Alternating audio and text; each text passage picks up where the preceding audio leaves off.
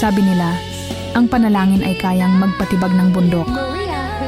Prayers can move mountains, at totoo yon.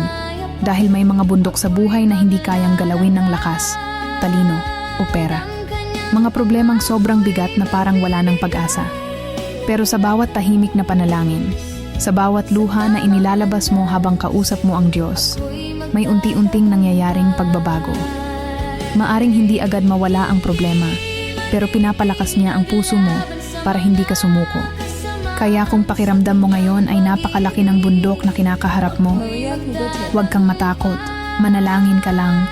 Bibigyan ka niya ng lakas para akyatin at malampasan ito. Dahil ang panalangin ng pusong puno ng pananampalataya ay kayang gawin ang mga bagay na akala ng mundo ay imposible.